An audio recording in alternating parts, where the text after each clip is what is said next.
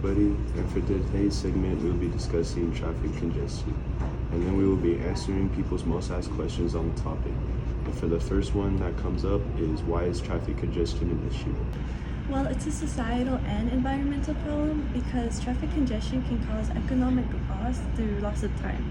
And it's also an environmental problem because of all the harm it does to the environment and public health due to stuff like pollution and noise. It negatively impacts many civilians' lives, making it to be a negative externality. So the private cost of driving a car is less than the total social cost, which includes negative effects on other third parties.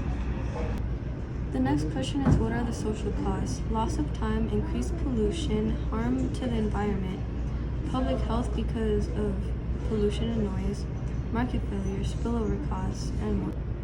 Has the governing body done anything to try and control traffic congestion? Yes, they have done many things. For example, one is congestion pricing. This is the government charging drivers fees for using a particular roadway during peak traffic times. Another attempt could be being high occupancy for vehicle lanes. These are dedicated lanes reserved for buses, vans, and private vehicles with minimum number of passengers.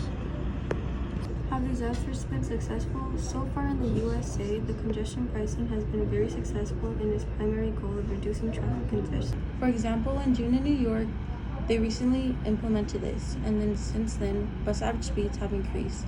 Then traffic volumes in the congestion relief zones have dropped. High occupancy lanes have been a staple since the 70s, but their success varies widely. Houston and Los Angeles have seen a lot of progress from this, but it comes with a few problems. Low usage during the times in the day and HOV cheaters are also another problem.